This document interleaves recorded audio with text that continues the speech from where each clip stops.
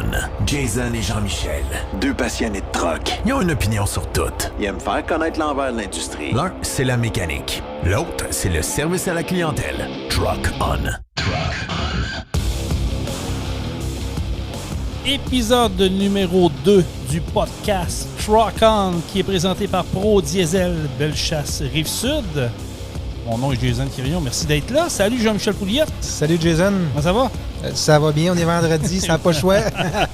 Est-ce que tu t'es remis de notre premier podcast? Oui. T'en es-tu fait parler un peu? Oui, je m'en ai fait parler. Ouais, hein? Je pense que les gens aimaient ça. Hey, honnêtement, je vais être bien honnête avec les gens qui nous écoutent, qui vont être... Parce qu'on va avoir des fidèles, on va se le dire. Là. Je pense qu'on a touché une corde que les gens aiment bien. Avoir des commentaires passés sur les réseaux sociaux, sur notre page Facebook. On invite les gens à les liker d'ailleurs, Truck On le podcast. Les gens aimaient ça, les gens étaient captifs, attentifs, puis ça s'est partagé. Si je te demande à ce jour, parce que là, un podcast, c'est intemporel, tu peux l'écouter quand tu veux, le jour que tu veux, mais si je te demande à ce jour combien qu'on a d'écoutes selon toi? Ben, je te dirais que j'en ai aucune idée. J'en ai aucune idée. On a lancé ça comme ça, puis je pense que si on a une bonne cote d'écoute avec la première, je pense que ça va juste s'améliorer avec les prochains. Là. Moi, je te confirme. Je te confirme qu'on a une bonne auditoire parce qu'à date, à l'heure qu'on enregistre le podcast, on a 103 écoutes. OK, c'est très bon. C'est super. C'est au-delà de mes espérances. Écoute, pour vrai, dans le monde du podcast, on sait, il y en a énormément. Là, tu peux en avoir pour tous les goûts. Mais 103 écoutes, puis les commentaires sont positifs. Moi, j'aime ça. Ça veut dire qu'on a une bonne vibe. Puis on devrait se tenir là-dedans. Puis peut-être même doubler éventuellement. J'aimerais ça. On va prendre du galon, comme on dit. Bon, on va se... Il y a déjà des gens qui ont levé la main pour dire qu'on veut participer. Puis écoute, on a une belle ovation pour nous autres. Hein? Regarde, les gens. Merci beaucoup. Super, merci, c'est gentil. C'est trop pour nous autres. Mais pour vrai, les gens qui ont écouté, puis cette semaine, je me promenais au travers de nos clients, puis il y en a une couple qui ont dit, écoute, moi, si tu veux qu'on y aille jaser, j'ai pas de trouble. Il y en a qui ont de l'expérience dans le domaine, il y en a qui veulent nous partager ce qu'ils ont vécu à l'extérieur, tout ça. Fait que je trouve ça le fun. On va pouvoir aller... d'un côté comme de l'autre. Puis non, c'est plaisant. Je pense on va continuer à s'amuser. Puis comme je le disais avec Jean-Michel, si vous avez des commentaires, laissez-les aller sur notre page Facebook. On veut le savoir. Oui, c'est ça. On a déjà eu des commentaires. Ouais. Je pense que c'est constructif. Là. Fait que non, allez-y, gênez-vous pas. Des idées de discussion. Vous avez des questions côté technique. Tu sais, comme je disais la semaine dans le dernier podcast, on ne fera pas de la mécanique sur l'Internet, mais si vous avez des questions qu'on est capable de répondre, Jean-Michel est capable de répondre, c'est sûr qu'on va le faire avec plaisir. Exact. Et c'est le but. Là. Ou même des sujets. Là. Oui. Vous avez des sujets là, qui vous intéressent, des sujets qu'on peut aborder, là, on va le faire. On va le faire avec plaisir. Puis justement, ça m'amène, quand j'ai repris la route après le retour des vacances et tout, ça m'amène à un sujet qui... Écoute, je pense que c'est généralisé, que tout le monde parle, que tout le monde se pose des questions, mais on n'a jamais eu de réponse. J'ai dit, crème, on en parler dans notre podcast parce que je trouve que c'est trop important. C'est ça qui m'énerve un peu. On n'est pas capable de mettre le doigt sur le bobo du comment, du pourquoi. On parle de pénurie de main-d'œuvre. C'est un sujet, hein? Écoute, tu le sais, c'est quoi, Jean-Michel? On le vit de notre côté ici aussi, là, à l'interne. Puis toutes les entreprises là, sont plongées dans ce problème-là. Là. Mais qu'est-ce qui se passe là-dedans? Je veux dire, avant la fameuse pandémie, puis là, je vous le dis tout de suite, on n'en parlera pas, je veux même pas qu'on effleure le sujet de la pandémie, mais ça fait partie un peu de l'équation. On avait du monde. C'était pas parfait, mais au moins, tu avais du monde. Là, on dirait qu'en 2 ans, il y a du monde qui se sont volatilisés. On ne sait pas pourquoi. Puis tout le monde se pose la question, mais ils sont où le monde? C'est ça. C'est dans tous les domaines. Là. Avant la pandémie, là, tout ce qui était des travails manuels, on disait, là, les travailleurs manuels commencent à en avoir moins. Puis les jeunes s'orientent plus du côté de l'informatique. Puis là, je te dirais qu'après la pandémie, là, en 2022, là, presque 2023, là, c'est dans tous les domaines. Là. Mais pourquoi, je veux dire, on va parler dans notre domaine. On va parler mécanique parce que c'est notre domaine, c'est les gens qu'on côtoie tous les jours dans le day-to-day. Je rentre dans un atelier à un moment donné, je parle avec le gérant de l'atelier, il y était 5 mécaniciens avant, ils sont 2, incluant lui. Il se passe de quoi, là? Il dit, Jason, je ne suis plus capable de combler, j'ai plus de monde. J'ai même pas de CV, je ne suis pas capable d'aller chercher du monde. Il dit, je la comprends pas, puis avant, j'avais du monde, j'avais le choix des cadeaux. Là, ça marche pas. Mais le monde, ils se sont sauvés. C'est quoi? Y a-t-il un changement? Y a-t-il... Je me l'explique pas. Puis ce que je trouve plate, c'est qu'il n'y a aucun député, personne qui lève la main et dit ouais, regarde, on va s'attaquer au problème parce que c'est le nerf de la guerre. Là, je veux dire, si tu n'as pas d'industrie, tu n'as pas de rendement, donc tu n'as pas d'impôts qui rentrent, tu n'as pas de taxes qui rentrent, ça marche pas. Non, mais c'est en plein ça. Puis, tu sais, c'est pas parce que les entreprises, je te dirais que l'économie des entreprises en général va super bien. Là. Tu sais, les carnets de commandes dans les entreprises, il est plein. Ça vire. C'est juste que la main-d'œuvre n'est pas là. Ils ne sont pas capables de fournir. Fait que c'est sûr qu'il y a un manque à quelque part. Là. Est-ce qu'on pourrait doubler? Je parle avec d'autres entreprises. Du gars, Jason, il dit moi, j'ai mis mon projet d'engraissement sur la table. J'ai pas de monde. Je peux pas. J'arrête des projets. Mon carnet de commandes, regarde, il me le montrait, il dit ça déborde, je pourrais y aller en ligne. J'en ai pas de monde. On se pose la question, ils sont où? Là, il faut se tourner vers l'étranger. On l'a fait ici, je suis pro diesel, on l'a vu. Mais encore là, c'est pas tout le monde qui peut se le permettre ou ça devient compliqué. Des fois, tu attends un an avant d'être capable d'avoir quelqu'un. C'est compliqué. Est-ce que le gouvernement pourrait rendre ça plus accessible à des personnes qui sont dans leur retraite? Ça serait-tu ça? Ça pourrait-tu venir pallier à quelque chose? Ça pourrait peut-être aider, là, parce que moi, je pense que c'est beaucoup ce qui est arrivé. Tu sais, avant la COVID, là, on le savait tous. On disait, bon, ben gars, il y en a beaucoup, là, les baby boomers, là, veulent pas, ils vont prendre toute leur retraite en même temps. Puis on va avoir un manque de main-d'œuvre, puis ça s'en vient, puis on voyait ça venir. Sauf que là, on dirait que la pandémie a apporté que ces gens-là, 55 ans et plus, ont comme dit, bon, ben gars, moi, je prends ma retraite tout de suite, on arrête ça. Ou bien qui ont dit, bon, on travaille 2-3 jours par semaine, pas plus, on va prendre ça plus tranquille. Puis finalement, ils ont pris goût à ça. Puis ça a resté comme ça. Là. Fait que il y a beaucoup, là, tout ce qui était de main-d'œuvre de 55 ans et plus, qui sont plus là. Fait que c'est clair que ça nous a mis le problème d'en face pas mal plus rapidement que prévu. Tu as raison quand tu dis qu'on le voyait venir. Est-ce que c'est de l'aveuglement volontaire? Ben, je ne parle pas des entrepreneurs, parce qu'eux autres, écoute, ils n'ont pas le pouvoir décisionnel. À l'autre bout, c'est plate à dire, c'est encore le gouvernement qui doit s'impliquer. Là. Moi, je suis contre l'intervention du gouvernement, mais il y a des dossiers qu'il faut qu'ils soient là. Oui. Mais on s'entend-tu que le gouvernement aurait l'intérêt à s'occuper de ça en priorité, de dire, écoute, on va mettre du monde, on va... Je sais pas, moi, faire des incitatifs. Tu sais, je ne prendrais pas l'idée de moi, là, mais je l'ai entendu souvent. Pourquoi que des personnes qui sont à leur retraite, on ne les ramène pas sur le marché du travail en lui disant, regarde, vous ne paierez pas d'impôts ou on va alléger votre fardeau fiscal. Ça lui prend un bonbon, on va revenir. Ben oui. Là, veut pas, son bain, sont à la maison dans le pantoufle. C'est sûr, tu sais, je veux dire, toi, le premier, tu as besoin de quelqu'un, tu sais, qui serait apte, mais lui, il va dire, non, pourquoi j'irai travailler? Ils vont me le gruger en impôts. C'est souvent ce qu'on entend. Exact. Non, c'est en plein ça, puis ils ont raison. Ben oui. Ils ont raison. Il y en a qui ont des très bons fonds de pension, qui ont travaillé pour le gouvernement ou peu importe, puis sont à la maison, puis sont bien. Ça ne serait pas avantageux de retourner travailler. Fait que ils font pas. Ça, je pense que ça serait une piste de solution. Ça, on s'entend.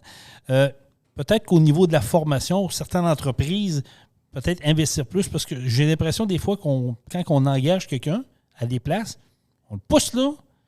Je vais parler beaucoup dans la restauration, là, parce qu'on en voit souvent. Là, on pousse quelqu'un là, puis on lui dit des grandes lignes, puis vas-y, débrouille-toi. Non, c'est clair. Des fois... C'est même dans les commissions scolaires. Là. Tu sais, on a entendu parler un peu là, avec la rentrée scolaire, qu'il manque de professeurs, puis il manque de monde partout dans les écoles. Ils ne me feront pas à craindre qu'ils n'ont pas vu ça arriver. Là, les commissions scolaires, qu'il y a un tant de pourcentage de professeurs la retraite s'en vient, ça s'en vient dans les prochaines années. Mais là, avec la COVID, ça a accentué ça. Il y en a qui ont pris leur retraite plus rapidement. Là, ça les a pété d'en face. Là, parce que là, ils sont rendus avec des éducateurs spécialisés. Je ne dis pas que ce n'est pas des bonnes personnes. Mais ce n'est pas des professeurs. Ils n'ont pas cette spécialité-là. Là, ils sont en avant des classes, puis ils suivent le plan de cours, puis c'est eux qui sont là. Mais tu viens de toucher un point. Là. Tu viens de parler de commission scolaire dans les établissements scolaires. En 2022, il y a encore des nouveaux profs qui rentrent sur le marché du travail pour être professeurs. Oui. Ils n'ont même pas de temps plein. On lui donne du temps partiel. On ne l'assigne même pas en contrat. Ils disent, regarde, toi, tu t'en viens dans mon école, puis tu vas faire ton temps. Ils font du remplacement. C'est des professeurs volants qui se promènent d'une école à l'autre. C'est quoi ça? Encore aussi, c'est du n'importe quoi. Je veux dire, le prof qui crée une chimie avec son élève, mais tu sais que l'année prochaine, tu n'es même pas là. Tu vas te ramasser d'une autre municipalité. Je peux comprendre que l'autre municipalité est contente de voir arriver un nouveau prof, mais pourquoi que l'autre n'est pas là. Pourquoi Oui, exact. Mais je pense que le système est un peu fucké. Oui, c'est ça. Mais je pense qu'ils vont être du réajustement à faire puis ils n'auront pas le choix. Là.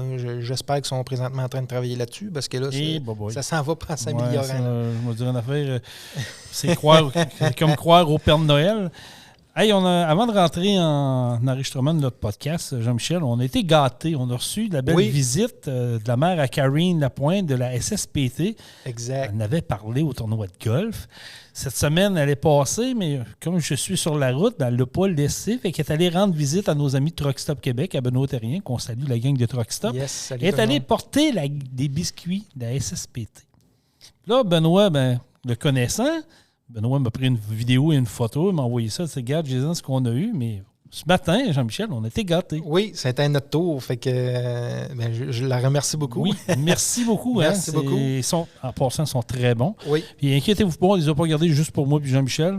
Il y en avait 12 qu'on a partagés. On a fait le tour de l'entreprise. Tout le monde était bien content. Moi, je n'ai pas encore croqué le mien. Jean-Michel, lui, a déjà commencé à croquer le trailer. Oui. Je ne sais pas pourquoi tu as commencé par le trailer, d'ailleurs. Je pense qu'il y avait du crémage dessus. Oui, c'est ça m'a attiré. Tu es une dent sucrée, toi aussi? Yes. Oui, c'est ça. Mais, pas trop, par exemple. Mais oui, j'aime bien ça. Mais on va vous mettre ça sur notre page Facebook, là, la belle photo qu'on a prise avec la mère à Karine, puis le biscuit en tant que tel.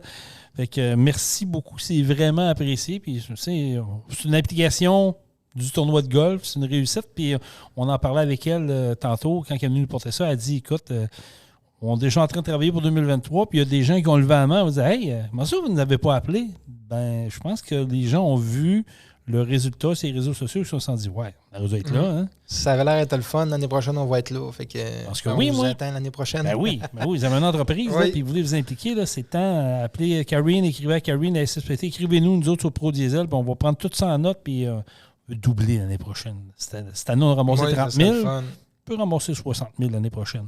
Ce serait un beau défi. Je pense que oui, on est capable. Oui. Avec le réseau de contacts qu'on a, là, je pense que oui, on va être capable de le faire. Jean-Michel, on parlait de pénurie de main-d'œuvre, on va revenir là-dessus, mais tu as vécu une belle expérience, toi. Quand tu as commencé, d'ailleurs, les gens ont bien aimé l'histoire de Pro Diesel. Tu as même donné le goût à des gens d'aller faire du parachute. Ouais. C'est ça de même, là? Je conseille pas le lendemain de veille. Non, c'est ça. Il y a des moments précis pour ça, mais bon, ça sera peut-être un autre sujet de conversation. Mais tu as vécu une belle expérience dans ton cheminement pour devenir l'entrepreneur que tu es aujourd'hui. Oui. Tu as été vivre quand même une expérience, pas outre-mer, mais dans une autre province. Exact. Moi, je suis allé travailler en Alberta quand j'étais plus jeune. T'avais quel âge? J'avais 22 ans. 22 ans, tu as décidé, moi, écoute, je pars avec mon petit... T'as parti comment, là? T'étais à la maison, puis du jour au lendemain, ça s'est décidé? Ça fait un petit bout que ça me travaillait, que ça me trottait dans la tête. Comme on dit, là, je voulais aller apprendre l'anglais, puis je voulais vivre une autre expérience. Fait que, c'est ça. J'étais à l'emploi par ici, là, je travaillais, puis j'ai lâché ma job, puis j'ai embarqué mon coffre d'outils dans ma boîte de pick-up, je suis parti. C'est un coup de tête ou c'était tu l'as planifié un peu? Je me suis quand même préparé, puis c'est ça. Puis tu sais, je suis parti, je suis allé travailler dans le nord de l'Alberta, à Fort McMurray. OK. Puis c'est ça. J'ai décollé, puis j'ai traversé les provinces, puis je me suis ramassé là-bas à me chercher une job. OK. Fait que toi, attends un peu. On n'ira pas trop vite, là. Je veux comprendre. Toi, tu as planifié ton voyage ici. Tu as dit à tes parents, moi, je mets le coffre dans le pick-up. Exact. Puis je pars, mais tu sais pas ce qui t'attend là-bas, là. Non, je voulais partir un an. Je vais aller travailler là-bas un an, je vais aller apprendre l'anglais, puis je vais aller vivre d'autres choses. Puis c'est ce que j'ai fait. Fait que je suis parti, puis je suis arrivé là-bas. Je me suis cherché une job. C'était plus long que prévu. Me trouver une job. C'est pas parce qu'il n'y avait pas de job, mais je parlais pas un mot en anglais. Fait que je parlais pas un mot en anglais. Fait que c'est pas facile. Ça allait passer des entrevues que tu comprends pas trop. Je comprenais les grandes lignes, puis c'est tout, là. Ça n'a pas été facile. Combien de temps? OK. Tu pars d'ici, tu t'en vas en Alberta en pick-up. Tu fais ça one shot? Ah non, je l'ai fait one shot, mais c'est 5000 km d'ici à aller. 5000 km. Fait que j'ai fait mon changement d'huile avant de partir, puis je l'ai fait en arrivant là-bas. Tu as couché dans le pick-up en montant ou tu as pris des motels? Un soir, j'ai couché dans le pick-up parce que les chambres d'hôtel, tout était pris partout. Moi, je drivais quand même assez longtemps, fait que j'arrêtais le soir à 7-8 heures, puis souvent, il était déjà trop tard, c'était plein partout. Fait que je me suis fait avoir un soir, j'ai couché dans mon pick-up. Puis c'était mi-septembre, fin septembre. Fait que j'ai parti le pick-up quelques fois dans la nuit pour me réchauffer. Oui, j'imagine. Hein? Exact. Mais c'est ça. Tu sais, pour un jeune de 22 ans, là, faire 5000 km tout seul en pick-up, là, C'est pour un camionneur, là, on s'entend, c'est pas grand-chose. Là, ça, Ben, moi, lui, c'est son habitude. exact. Ouais, Mais moi, je n'étais pas habitué à ça. Là. Le plus loin, j'étais allé, c'était en Gaspésie. Là. Fait que ouais, une petite différence quand même. c'est ça. Fait que non, c'est quand même assez long. C'est une bonne raille. Là. Fait que j'ai viré à cassette de musique dans le pick-up plusieurs fois. Hein, pour me Je connaissais-tu tout par cœur? Oui. Fait que non, c'est ça. Ben, rendu là-bas, c'est ça, comme je disais, ça a été pas tant facile de trouver un job. Je te dis que ça a pris à peu près 3 semaines et 1 mois. Puis il y avait beaucoup de demandes. Tu sais, là-bas, il y avait beaucoup de demandes dans ce côté mécanique, ces affaires-là. Tout ce qui était manuel aussi. Fait que je pensais que ça allait être plus facile. Finalement, je me suis trouvé un job. Il y en a un qui m'a dit, gars, je vais t'essayer, je te donne ta chance. Puis ça a marché. Là. OK, mais là, tu as été 3 semaines à faire de la recherche d'emploi. Oui. Tu parles pas un mot anglais, non. Ou presque. Tu te débrouilles, yes, no, toaster, exact, à peu près. Un peu, c'est ce qu'on apprend au Québec en anglais, là, pas grand-chose. C'est ça, là. exactement. Là, tu arrives là-bas, tu as 3 semaines à chercher un emploi, puis à un moment donné, il y en a un qui lève la main et dit OK, moi, t'essayer, mais comment tu as fait pour réussir à le convaincre, là? Parce que tu parles pas anglais, là. Ben, tu sais, mon CV était là. OK. Puis oui, on a réussi à s'entendre, à se comprendre. À se comprendre. La patente, il dit, gars, je vais t'essayer. Moi, je dis, essaye moyen qu'une semaine. Puis il m'a essayé une semaine, puis il m'a dit, gars, on te garde. Fait que j'étais content. Là, c'est quoi la job en tant que tel? Ben, j'étais mécanicien diesel là-bas pour une compagnie de transport qui avait des autobus. Autant des autobus scolaires que des coachs. Les autres avaient au total 450 autobus. Ces autobus-là servaient à voyager, uniquement à voyager les travailleurs qui allaient sur les plants de pétrole. Okay. C'est-à-dire que les coachs se promenaient dans la ville pour aller chercher les travailleurs, les amenaient au plant de pétrole. Rendus sur le plant de pétrole, ben là, c'était les autobus scolaires qui allaient les porter aux différents endroits là, pour travailler. Puis toi, ton chiffre, c'était... je faisais du 12 heures par jour. 12 heures par jour, de 6 à 6 de jour, 6 à 6 de nuit. Exact, l'entretien et réparation. Fait que c'était... moi, ça faisait mon affaire. Là. J'allais là, comme je disais, mon but premier était d'apprendre l'anglais. Fait que je faisais des chiffres, une semaine de jour de 6 à 6, puis une semaine de nuit de 6 à 6. Fait que c'est ça. Puis la première année, ça n'a pas été facile. C'est d'apprendre l'anglais, puis d'aller dîner avec les gars qui parlent rien qu'en anglais. Ben, c'est ça. Moi, je veux qu'on revienne un peu. Je veux pas qu'on y aille trop vite. Je veux prendre le temps de décortiquer parce que je trouve ça intéressant. C'est une maudite belle expérience que tu as vécue. Québécois qui arrive là-bas, là. Comment il est perçu? Je veux dire, toi, tu arrives, tu pars du Québec. Moi, je trouve ça. Ben, en tout cas, on a déjà jasé un petit peu, mais tu sais, le Québec, là, on est un peu perçu comme le mouton noir du Canada, là, en réalité. Là, tu sais, on est c'est plate à dire, puis je veux pas dénigrer notre province, là, je vis dedans, puis je l'aime, là, mais on est perçu comme les pauvres du Canada, puis c'est ça, les moutons noirs du Canada, c'est pas compliqué. Là. On a encore une perception de dire qu'on vit encore avec des mocassins. Puis... tu sais, moi, quand je suis arrivé là-bas, ils pensaient que j'allais arriver avec un coffre d'outils en bois là, dans ma boîte de pick-up. Là. Arrête! Ouais, c'est vraiment... puis c'est plate, là. Puis tu sais, si on parle de salaire, même les salaires en général, au Québec, là, dans la province de Québec, le salaire est moins haut que partout ailleurs, là, dans les autres provinces. Puis c'est ça. Puis quand ils croisent un récap dans le chemin, les autres, là, ils savent que c'est un Québécois qui a passé là. Tant que ça? Oui. Tu sais, je dis pas, là, je généralise un peu, là, puis je dis pas que y a pas d'Ontarien, puis il n'y a pas d'Alberta qui n'achètent pas de récap, là. Mais je te dirais qu'en général, on est des gars qui se promènent avec des récaps ces trucks. Là. Okay. Quand ils en croisent le chemin, ben c'est le Frenchie qui se promène avec des récaps sur son truck. Là. C'est plate, mais c'est comme ça. Fait que là, t'es perçu quand t'es arrivé un peu comme le gars qui vient de loin. Le Québec, c'est comme si on viendrait de la planète Mars. C'est ça, exact. C'est un peu de même qu'on peut le voir. Exact, c'est en plein ça. Puis on parle français. Il y a juste la province de Québec qui parle français. Là. Un petit peu sur le bord de l'Ontario, il y a une couple de petites places qui parlent français. Mais sinon, on n'a pas besoin d'aller loin. Là. On va rien qu'à Montréal, puis c'est bilingue. Là. Tu comprends? Il y a rien qui cite. Mais on dirait que ça fait peur à du monde d'apprendre l'anglais. Moi, je sais pas, là, mais écoute, j'ai 50 ans, puis je baragouine. Je suis pas capable d'avoir une conversation en anglais. Tellement que c'est un manque qu'on a au Québec. Oui, absolument. Hein? C'est un manque qu'on a, puis je comprends ceux qui disent qu'il ne faut pas parler notre langue française, ces affaires-là. Je suis d'accord avec ça, là. Mais l'anglais est tellement important. Quand tu prends la carte du Canada, là, puis que tu réalises que partout ailleurs, ça parle tout anglais, à part juste nous, puis que ça nous met des barrières, veut pas, là, puis ça met des barrières à nos enfants qu'à l'école, ils ont un cours d'1 heure par semaine d'anglais. Là.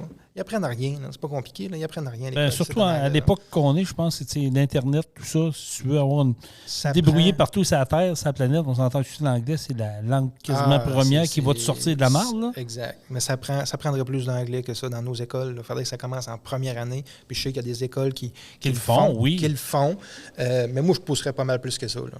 Je suis d'accord avec toi là-dessus. Là, on va revenir à ton voyage. Oui. Fait que tu arrives là-bas, tu as ton coffre d'outils, tu sollicites une entrevue, on te donne ta chance. Exact. Ça se passe comment quand tu rentres là? Il y a d'autres mondes, il y a des Albertains, ils t'accueillent bien. C'est du monde de partout, hein, parce que Fort McMurray, c'est une ville qui est au nord de l'Alberta, qui est à 4 heures d'Edmonton. Okay. En réalité, tu sors d'Edmonton, tu prends un chemin, on est chanceux, c'est asphalté, là. Mais ça traverse le bois, c'est que du bois, puis une couple de petites places, des petits villages, je dirais, des petites réserves indiennes. Okay. Mais c'est 4 heures sans arrêt en ligne droite, puis là, tu t'en vas à Fort McMurray, il n'y a rien d'autre là. Tombe pas en panne? Tombe pas en panne, parce que tu t'en vas tanker, puis il y a une pancarte au poste à gaz, puis ça dit le prochain, le next, c'est à 300 km. Oh. Fait que, en tout cas, c'est ça. T'as 2 places pour tanker, il faut que tu tankes, puis reste pas en panne, comme tu dis. Là-bas, c'est quoi la majorité? C'est du monde de partout. OK, ça vient de partout du Canada? Ça vient de partout. Je dirais plus en Amérique du Nord, il y a du monde de partout. OK. C'est vraiment... j'ai jamais parlé à quelqu'un là-bas qui dit « Moi, je suis natif d'ici, je viens d'ici. » Ça m'est jamais arrivé. J'ai croisé du monde de la Gaspésie, j'ai croisé du monde où il y a des gens qui parlent en français là-bas. Là. C'est parce que c'est du monde qui viennent du Québec. Puis, c'est ça qui a été le fun, là, ça. C'est aller prendre une bière avec du monde qui parle en français, c'est le fun. Ça dégourdit un peu. Ça dégourdit un peu quand tu passes la semaine à essayer de comprendre l'anglais là-bas avec tes collègues de travail. Mais c'est ça, non, c'est de s'habituer à ça, puis de se faire l'oreille, puis on comprend les conversations en anglaise avant de commencer à parler, là, parce que c'est tout le temps plus gênant un peu de se lancer puis de parler, d'avoir des conversations avec les autres, là. Fait que je dirais que la première année, ça a été plus rough avec ça. Mais concernant l'emploi, moi, je faisais la job, j'étais aimé, puis ça allait super bien. Tu allais là pour combien de temps? J'allais là 1 an. Finalement, j'ai resté 2 ans. Là. OK. Fait que ça a été ça allait bien. Ça allait bien, puis... Oui, le pire était fait. T'sais, après la première année, là, je comprenais tout, puis j'étais capable de jaser avec eux autres, puis ça allait bien. Fait que j'ai décidé de rester 1 an de plus. Fait que là, tu fais la maintenance, ils t'engagent, tu arrives avec ton stock, tu t'installes. Yes. Ta première job, c'est quoi? La première job qu'il t'a donnée? La première, je me souviens pas c'était quoi, non. Non? Mais, non, je me souvenais pas c'était quoi. C'était-tu un test qu'ils t'ont fait passer? C'est-tu comme ça? Non, ou pas tout, t'es de garage, c'est beau, t'es engagé, fais ça. Puis, merci, bonsoir. C'est sûr que le foreman, il devait avoir un œil sur moi, là, mais... Un coup, mes preuves t'as faites après ça. Ils ont vu que les petits Québécois, ils se débrouillaient bien. Oui. C'était quoi les défis là-bas? Je veux dire, autant de monde que ça. Y avait-tu quelque chose en particulier? Toi, tu rentrais, tu faisais ta job et merci, bonsoir. Je faisais ma job, puis j'avais juste ça à faire, travailler là-bas, fait que j'en faisais tout le temps plus. J'embarquais souvent sur le chiffre d'après un peu, puis j'étais là pour ça. J'étais là pour travailler. Les véhicules, c'est les autobus, je pense que tu me parlais. Oui, exact. L'autobus scolaire, autant que les coachs qui transportaient les employés là, pour les plants de pétrole. Et j'imagine que là-bas, c'est pas des véhicules à la fine pointe de la technologie. Fait que non, c'est des prévôts. En réalité, les coachs là-bas, c'était tous des prévôts d'ici. Oui. Ils commandaient leurs pièces, puis les pièces arrivaient de Sainte-Claire. T'étais pas dépaysé, toi? Non. Non, c'était en plein ça. Puis là, je lui disais, c'est proche de chez nous. C'est bon. Mais non, il y a ça qui était... OK, c'était tous des autocars Prévost. Oui, c'était des autocars Prévost dans les coachs. Les autobus scolaires, c'était un peu mélangé, là, mais ouais. Fait que toi, c'est de la maintenance de ça, changement d'huile, les réparations. Ça n'a pas été long. Ils m'ont mis un peu sur la maintenance au début, mais après ça, ça a été tout de suite moteur, check engine, ces troubles-là. Tu tripais. C'était ça ma force, c'est ça, exact. Ils savaient que les petits Québécois, ils bon là-dedans, on va le faire. C'est ça. C'est un peu ça que j'ai fait là, pendant 2 ans. Là, tu es engagé là-bas, mais là, il faut que tu trouves un logement. Oui, ça a été le logement. Ça, c'est comment que ça se passe? Ça aussi, ça doit être un peu complexe. C'est pas facile. Les logements là-bas, c'est cher. C'est beaucoup plus cher qu'au Québec. Là. Le coût de la vie, en général, est semblable. Il y a les produits de luxe qu'on peut mettre entre guillemets, là, la bière, ces affaires-là, c'est plus cher qu'ici. Mais sinon, oui, les logements, les maisons, c'est extrêmement cher là-bas. Mais l'employeur donnait 1000$ par mois pour t'aider à te loger. Fait que déjà là, sérieux? Ça donne une chance. Fait que quand tu te loues une chambre, exemple, à 1500$ par mois... Toi, il te reste 500 à débourser. Ça, il te reste 500 OK, fait que là, toi, l'employeur pour qui tu travailles, tu as une allocation de 1000$ qui est pour te loger. Qui n'est pas inclus sur ta paye. Là. Ça, c'est un extra. C'est un extra pour te loger. Quand même pas pire, mais c'est sûr que ça doit être, comme tu disais tantôt, les coûts sont élevés. Donc, Ils n'ont pas le choix. Ils n'ont pas le choix pour aider les travailleurs. Parce que là-bas, ça fait 15 ans de ça, Jason. Puis je te dis, il y a 15 ans, là-bas, ils vivaient ce qu'on est en train de vivre. Là, c'est ça. Je veux qu'on en revienne tantôt. Oui, je trouve ça intéressant parce qu'on change beaucoup, toi et moi. Puis quand tu m'as lancé là-dessus, je disais, regarde, il faut parler de ça dans le podcast parce que je trouve ça hallucinant. Donc, tu trouves un loyer là-bas. C'est quoi, un 3,5, 4,5, Ah non, mais 1,5? C'était un 1,5. Un 1,5. Ouais, à combien par mois? Il me semble que c'était ça, 1500 par mois, ça me coûtait. Puis il me restait 500$ à débourser. Là. Un 1,5, 1500 $ par mois. Ouais, mais tu sais, dis-toi qu'une maison mobile là-bas, là, c'est 300-400 000. Tu sais, c'est très cher. C'est très cher. Mais tu sais, les gens là-bas font de l'argent. Là. On ne se le cachera pas. Là. À Fort McMurray, c'est une place qui est un peu, je dirais pas perdue, là, mais c'est une ville c'est une ville qui est vraiment éloignée. Une ville de travailleurs, dans le fond. Exact, c'est en plein ça. Les gens qui vont travailler là, c'est pour travailler, rien d'autre. Okay. Fait que les gens font de l'argent. Ceux qui ne travaillent pas sont dans la rue, par exemple. C'est une autre facette que j'ai vue là-bas. Des itinérants, j'en ai vu beaucoup, beaucoup. On en voit chaque jour. Il y en a qui habitent dans les autos à journée longue, à semaine longue, je veux dire, puis à l'année longue, sur le bord du chemin. Et si tu laisses ton auto sur le bord du chemin un autre temps, là, ça prend pas une semaine qu'il n'est plus là, il s'est fait remorquer. Là. Oui. Là-bas, là, tu peux avoir 3-4 chars, là, un en arrière de l'autre, là, puis c'est la maison des itinérants, puis il y en a qui habitent dans les autos. Okay, ça fait partie du paysage. Ça fait partie du paysage, en plein ça. Fait que c'est spécial à voir parce qu'on ne voit pas ça par ici. Non, c'est sûr. Puis on se dit, on est juste en Alberta. Là. On n'est pas à Chicago. On n'est pas dans un bidonville, c'est ça. C'est spécial à voir. Fait que ceux qui ne travaillent pas, le coût de la vie est un peu plus cher. Se loger est très dispendieux. Fait que tu ne travailles pas là-bas, c'est éclaté dans la rue. C'est comme ça que ça fonctionne. OK. Fait que c'est un clash. As-tu payé 2 minutes, toi, j'imagine, les premiers temps? Il faut que tu t'habitues à ça. Tu n'es pas habitué à ça. Là. On arrive d'ici. C'est pour ça que je dis qu'au Québec, on est bien. Il y a des défauts dans cette province-là. Oh, oui. On est quand même bien. Là. Ben oui, si on compare ce que tu as. Quand tu sors, là, tu t'installes. J'imagine que c'est semi-meublé ou meublé. Oui, c'est meublé. De base, tu as une base, exact. Tout ça. Quand tu sors la première fois, là, tu te dis, bon, on va aller prendre une marche, on va aller prendre l'air. Comment que ça se passe? Le pire, c'est quand tu vas au dépanneur et qu'elle te pose la question, veux-tu d'autres choses? Ou tu dis non, tu réponds pas trop, tu sais pas trop quoi répondre, puis tu prends ton change, tu t'en vas. Hein, mais non, j'ai visité. Je te dirais que j'ai visité, j'ai rencontré du monde qui parlait français. Ça a pris quelques jours, puis on s'est liés d'amitié, puis on s'est vu par après. Tu as créé un groupe d'amis. Un petit réseau de contacts. Mais comment que ça se passe, je veux dire, de la vie de tous les jours? Oui, c'est Fort McMurray, comme tu disais, t'es loin dans le bois, t'as pas de Walmart, t'as pas de... c'est une ville. Il y a une ville qui a des gros... C'est une ville, Fort McMurray, qui est quand même... je connais pas la population aujourd'hui. Il y a des gros... T'as l'essentiel, t'es capable d'avoir il y a un Casino Tower, il y a un Walmart, il y a tout ce qu'il faut. C'est juste que c'est une petite ville isolée, complètement...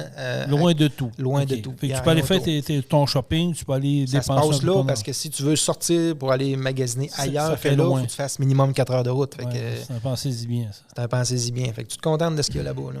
OK. Mais que restaurant, ça disait quoi? Il y a des bons restaurants. Ouais. Oh oui, des bons restaurants.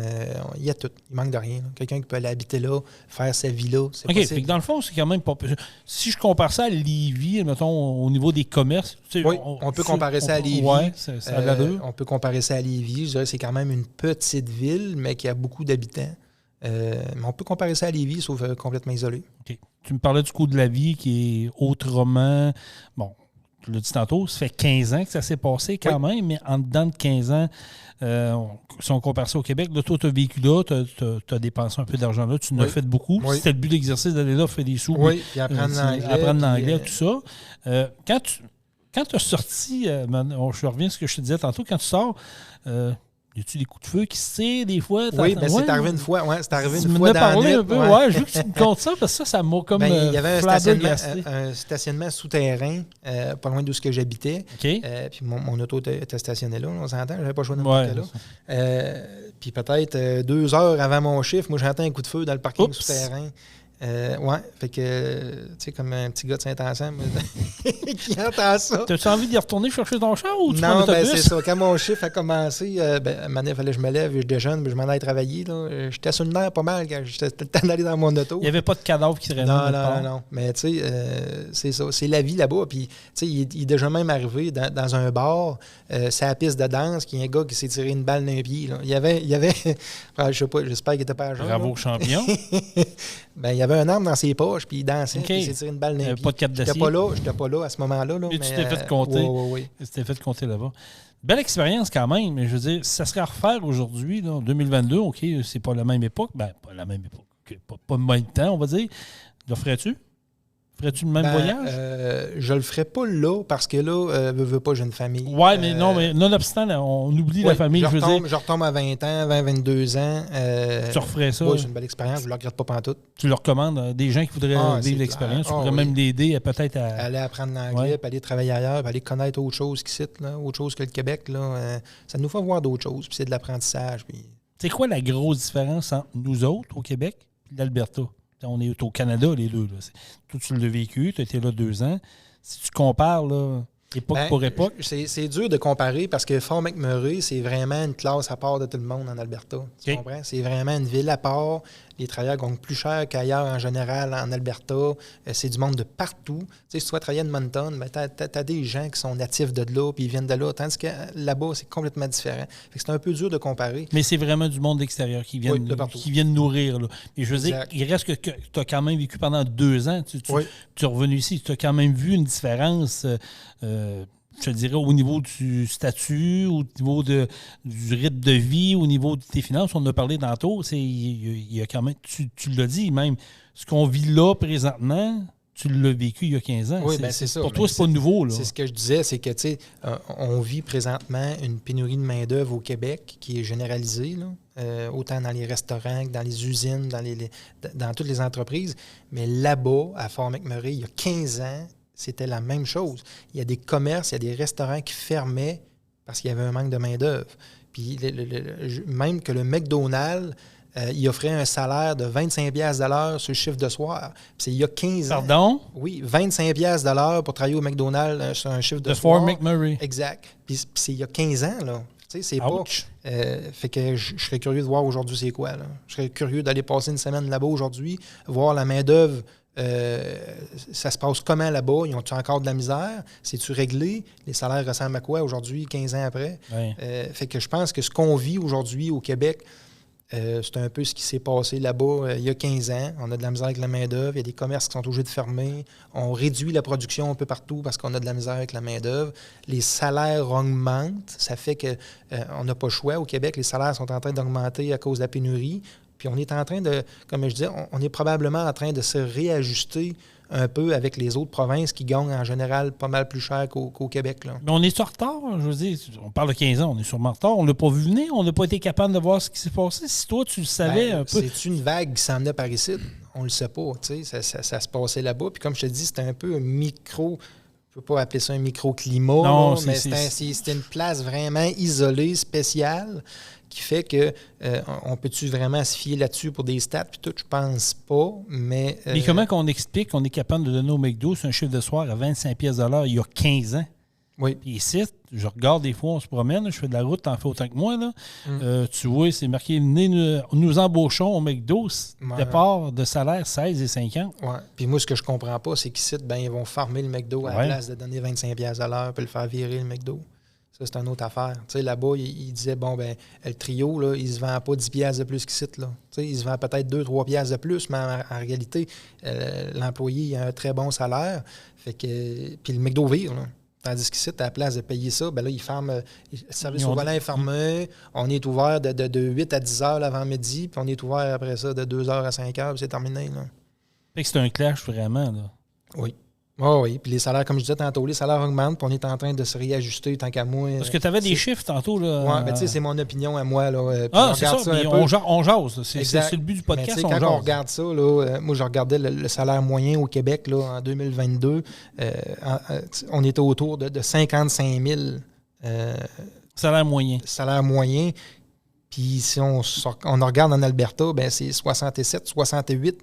Il y a tout le temps un 10-12 000 de différence avec ailleurs. C'est sûr qu'ils vont dire, ouais, mais en Alberta, les gars, ils ont le pétrole, ils font de l'argent avec ça. Ouais, mais ça, on a l'électricité, là. On a d'autres choses, là. Non, je pense que... On n'exploite pas ce qu'on devrait exploiter, première des choses au Québec, là, qui pourrait être payant pour nous autres.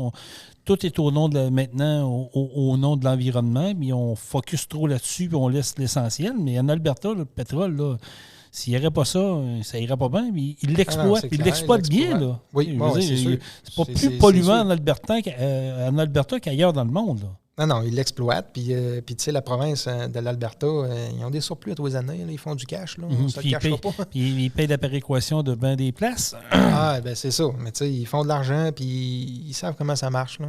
Partirais-tu une business là-bas? Mettons, encore il y a 15 ans, tu es jeune, tu vois que ça va bien. Ce serait-tu un endroit qui serait propice à dire, moi, je ne vais pas en affaire là-bas? Oui.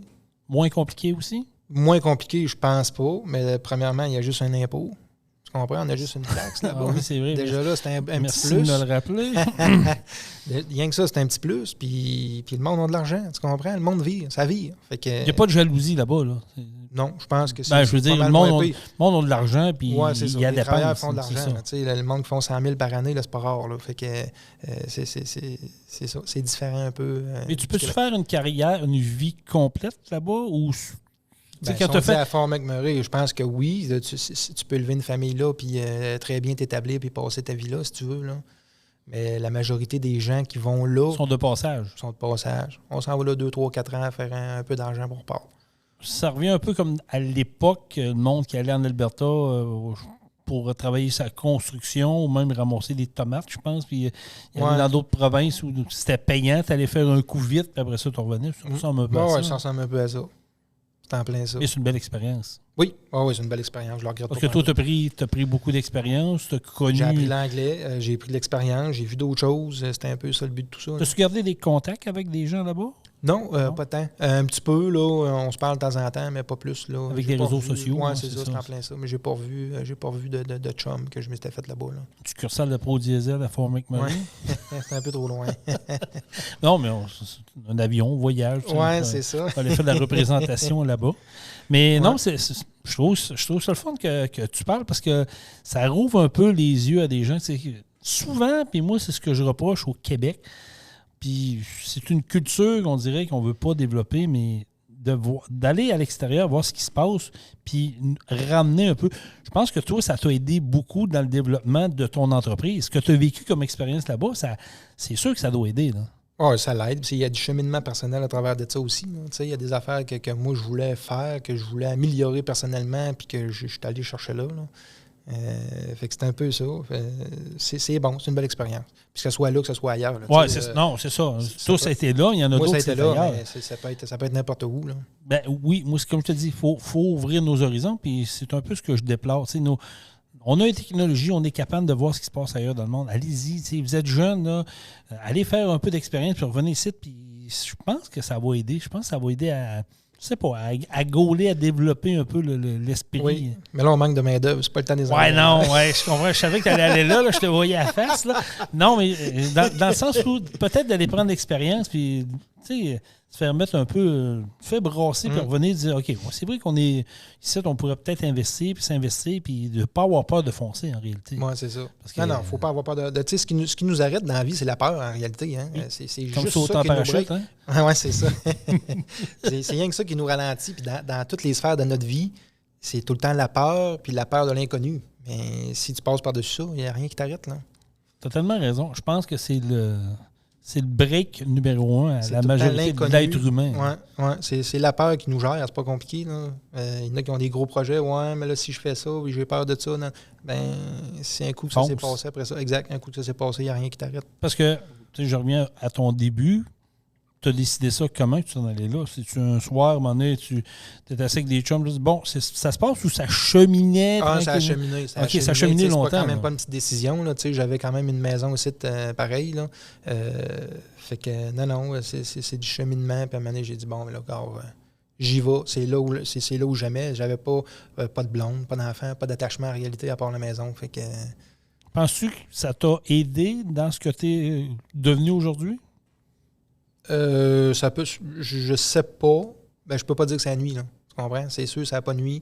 Je peux pas dire que c'est grâce à ça, là. Non, je comprends, mais je veux dire, ça a sûrement un lien dans ce que tu es aujourd'hui. C'est du positif là-dedans que je suis allé chercher le commissaire aujourd'hui. Parce qu'on s'entend que si ça n'aurait pas viré bien là-bas, peut-être tu serais revenu ici et dit, regarde, finalement, la mécanique diesel, c'est de la merde, puis je m'en vais dans d'autres choses. C'est un peu ça. Oui, exact. Tu as fait ton expérience, tu as trippé, ton boss t'a engagé tout de suite, puis tu as fait 2 ans au lieu d'1 an. Quelque part, je pense que ça a un lien qui t'a amené à ce que tu es là aujourd'hui. Là. Oui. Non, c'est certain. Puis quand je suis revenu, ben là, je suis parti, j'étais tanné un peu d'être loin de tout le monde. Là. Quand ça fait longtemps que tu n'as pas vu tes chums, ta famille, puis ton monde, là, je suis descendu une fois. Là, Dans 2 ans, tu es revenu une seule fois? Pour vrai? Je suis venu une fois, j'ai pris l'avion, je suis descendu, je me suis loué un char rendu ici pour aller voir mon monde. Okay. Puis après ça, je suis reparti. Là. J'ai pris 2 semaines de vacances, j'ai repris l'avion, je suis remonté là-bas. Quand même? Oui, fait que c'est. Non, j'avais hâte de voir mon monde et d'en revenir. Oui, mais je te lève mon chapeau parce que je sais pas. C'est sûr que, écoute, peut-être pas bâti comme toi, je ne sais pas si je l'aurais fait. J'aurais eu la carapace ou la capacité de le faire, mais je parle souvent des gens qui l'ont fait, puis c'est toutes des belles histoires. Les gens ont aimé ça. Il faut que tu regardes en réalité, tu as quoi à perdre. Tu comprends? J'avais quoi à perdre. Moi, à part ma job que je venais de lâcher, je pars en pick-up. C'est ça. Je pars en pick-up et j'en reviens. Si ça ne marche pas là-bas dans un mois, je rembarque dans mon pick-up et je me retourne à la maison. J'avais pas grand-chose à perdre. C'est comme ça que tu vois ça aussi. Ah, c'est vrai, tu as raison. Vu qu'on revienne un peu sur l'entreprise en général, des entrepreneurs, c'est quoi les nouveaux défis d'un entrepreneur comme toi, comme des gens autour? Là? Tu parles avec, je veux dire, tu as un réseau de contacts. Oui. C'est quoi les nouveaux défis en 2022? Parce que là, on a parlé de pénurie de main-d'œuvre, puis c'est moi le mot réinventer, à un moment donné, ça devient... changer de phrase, on ne peut plus se réinventer. Je veux dire, la job est là. C'est un peu ça le gros défi de 2022 puis des prochaines années, puisqu'on ne réglera pas ce problème de main-d'œuvre-là en 1 an et 2 ans. Là. On en a pour minimum 6 ans, 6 à 8 ans. Tant que ça, tu penses? Oui. C'est un cycle. Il va falloir passer ce cycle-là puis que ça revienne. J'ai écouté un webinaire, puis c'est ce qu'il expliquait. Là. On en a pour un 6 à 8 ans. Ben, peut-être que dans 3 ans, ça va être un petit peu moins pire, mais on ne reviendra pas à ce qu'on a vécu avant la pandémie. Exact. À ce qu'on a vécu, exemple, il y a 4, 5, 6 ans, ben là, on savait que la main-d'œuvre, c'en est un peu plus rare, mais on en avait quand même. Là. Ça va prendre du temps avant qu'on vienne là. Donc, il va falloir s'armer de patience puis être plus conciliant avec ce qui se passe là. Le premier défi, c'est de garder tes gens à l'interne. Oui, ça, c'est sûr. Ça fait partie de la game. Première chose à faire, c'est organise-toi pas par ton monde. Garde tes gens à l'interne. Puis après ça, c'est le deuxième défi, c'est de recruter puis de trouver des nouveaux candidats. C'est un peu ça. Parce que l'ouvrage, il y en a. Puis, comme nous autres, on est dans le domaine du camion. Bon, les camions, ils n'arrêtent pas. Puis, ils n'en manquent pas. Fait que les camions brisent pareil. Puis on en a d'ouvrages. Le problème qu'il y a, c'est qu'on est obligé d'en refuser de temps en temps ou que les délais sont un peu plus longs parce qu'on manque de main-d'œuvre. Mais c'est la même affaire. C'est partout. Là, dans toutes les sphères. C'est ça. C'est un peu de même partout. Là. Fait que autant que, comme on dit, une entreprise d'emballage alimentaire ou peu importe, il a beau avoir un carnet bien plein, s'il n'est pas capable de faire ses boîtes puis il n'est pas capable de livrer la marchandise, il est obligé de ralentir la production. La patience est de mise. En fin de compte, c'est ça. Oui. On est obligé de, comme tu dis, on est obligé de plus conciliant avec les employés. Je regardais nos statistiques de première écoute de podcast ce matin, puis on est capable de décortiquer par pays qui nous écoute. On va se le dire, c'est la majorité au Canada. On a beaucoup d'Européens quand même qui nous écoutent. Si des fois, on a engagé un Tunisien, qui nous a parlé, Osni. Des fois, il y en a qui sont en Europe et ils disent « Hey, moi, je suis un mécanicien de métier puis je voudrais traverser au Canada et aller travailler pour l'équipe de Pro Diesel. » C'est quelque chose qui est envisageable? Oui. Peux-tu se faire? Oui, ça peut se faire certainement. C'est quoi le processus? Tu as passé par là avec Osni un peu. Oui, exact. C'est quoi un peu le processus si quelqu'un serait intéressé outre-mer qui nous entend et dit « Hey, moi, je veux aller donner mon expérience, je veux apprendre, je veux faire partie de cette équipe-là. » Ça fonctionne comment? Le processus de A à Z, je ne le connais pas exact. Parce que tu t'as fait partie. J'ai fait affaire avec une entreprise, comme j'ai dit dans le premier podcast. Sauf que la première étape à avoir, c'est qu'il y ait au moins un contrat d'emploi. S'il nous communique avec nous, puis on lui offre un emploi, il y a un contrat d'emploi. Juste avec ça, déjà là, il y a une bonne base. C'est beaucoup plus facile, c'est comme ça, ça prend ça. OK. Ça prend ça pour commencer. Puis après ça, c'est les démarches pour avoir un passeport. Pour s'en venir ici. Exactement, travailler. pour avoir un droit de travailler, là, qui est normalement temporaire, une couple d'années. Là. OK. Donc, quelqu'un qui nous écoute outre-mer, puis il dit, moi, ça m'intéresse, je suis un mécanicien de métier, mais j'ai plus de défis par là-bas, c'est plus compliqué, puis je veux venir prendre l'expérience puis donner mes connaissances. Ben, s'il te contacte, puis tu vois qu'il y a de quoi d'intéressant, ben, tu vas dire, oui, on signe un contrat, puis je pense que c'est 2 ans. Hein? Ben, c'est moi qui décide. En réalité, c'est l'employeur qui décide combien de temps veut que. Mais y a-t-il un maximum? C'est pas je 2 pense ans pas qu'il y ait en de maxi- immigration, je pense? Je sais pas. OK. Je sais que nous autres, là, présentement, on a un contrat de 2 ans avec Osni. OK. Ça aurait pu être 3. Moi, je trouvais que 2 ans, c'était correct. Là. Fait que non, c'était un peu ça. Crème, ce serait le fun. Ce serait le fun d'avoir un Européen qui nous écrit. Je suis pas fermé à ça. Qui a d'expérience. Ben oui, pourquoi pas? Écoute, on n'a pas le choix. Puis je pense qu'il y a plusieurs entreprises qui se sont virées vers ça aussi. On le voit, oui. Oui, on le voit. Puis je pense qu'on n'a pas le choix. Là. On n'a pas le choix. Les Québécois, on peuple moins? Exact. Si tu penses qu'on joue moins aux fesses ou parce qu'on n'a pas que ça coûte cher? Ouais. Je sais pas, là. Un des deux. Peut-être s'y remettre un peu, là. Ouais, mais c'est exact. sûr que, comme on disait tantôt au départ, ça coûte plus cher, de plus en plus cher, puis on a l'impression d'en avoir moins pour notre argent aujourd'hui. Là. Oui. Fait que c'est à cause de ça, mais en tout cas, si vous entendez, vous écoutez ce podcast-là, vous êtes en Europe, peu importe où vous êtes, vous venez faire. On a de la place. On va agrandir l'équipe. On a parlé dans le premier podcast.